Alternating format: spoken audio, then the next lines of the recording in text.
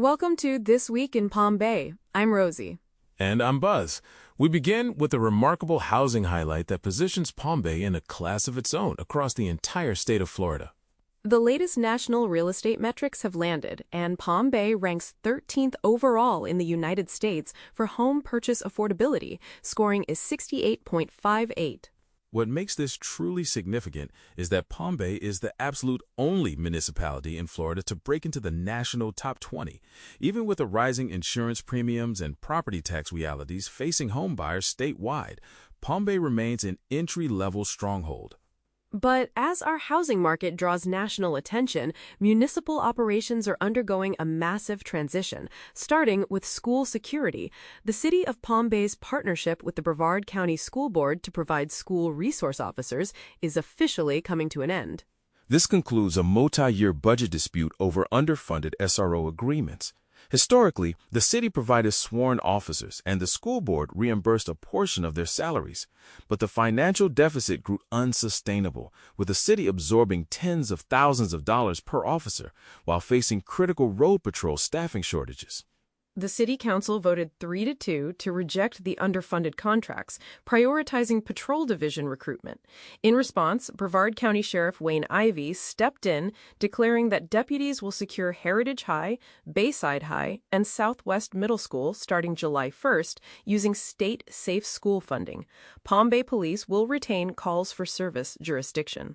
It is a critical transition, Rosie, especially as Brevard Public Schools navigate severe budget shortfalls. The district is implementing a 7% staffing reduction, projected to eliminate up to 350 teacher and staff positions for the upcoming school year. Meanwhile, on-campus security measures are expanding. BPS is actively discussing the expansion of the open-gate weapons scanners to all middle schools, following a recent handgun interception by an SRO at Palm Bay Magnet High. On the municipal side, the Palm Bay Police Department is solidifying its leadership structure with 3 major promotions.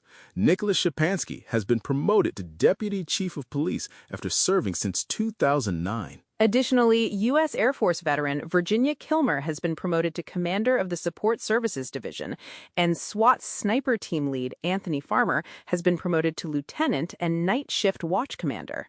With the department reinforcing its leadership ranks, the city is also moving to address critical safety on the streets. Major traffic upgrades are officially on the way for the Northwest Corridor. That's right. The City Council has approved the contract for the $845,000 traffic signalization project at the intersection of St. John's Heritage Parkway and Emerson Drive, a major safety upgrade funded entirely by transportation impact fees. And speaking of public safety, let's turn to the crime desk.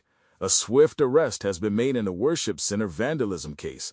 Michael Williams, age 53, was arrested after allegedly hurling bricks through 11 windows and a door at the house church on May 24th, arriving at the scene in a stolen 1970 Oldsmobile Cutlass.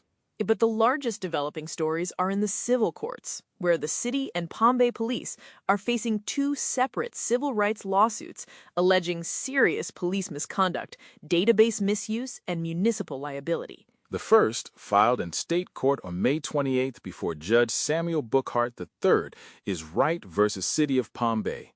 Plaintiffs William A. Wright and Santa Isabel Wright allege that 3 officers conducted an unreasonable, warrantless search of their residence, executed an unlawful detention without probable cause, and used excessive physical force.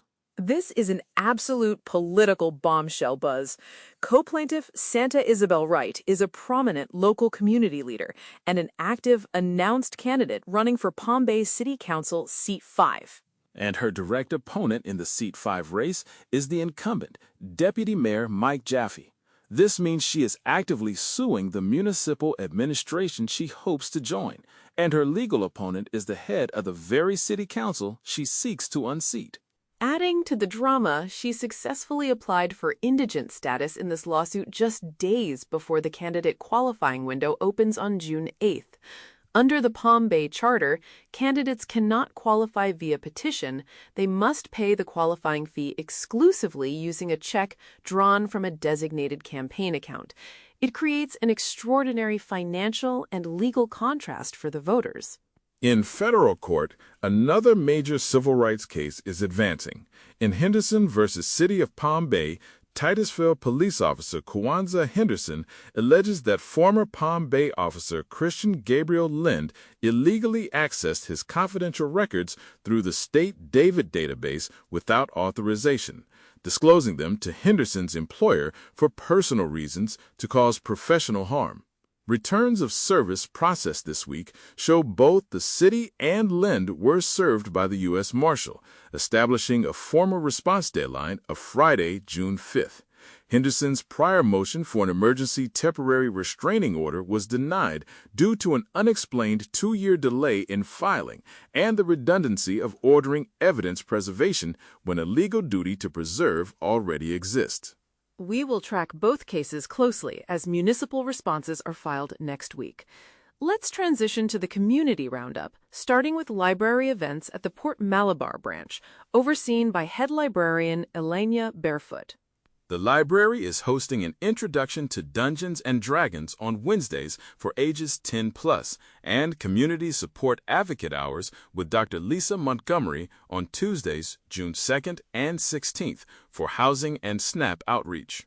Also scheduled at Port Malabar are Sit and Knit on Mondays, June 1st and 15th, the Read and Meet Book Club on Thursday, June 4th, and a dinosaur-themed summer preview party on Thursday afternoon. On the recreation front, the community is invited to an eat and greet with newly appointed Police Chief Jeff Spears on Friday, June 5th at Lowe's on Malabar Road, featuring local food trucks.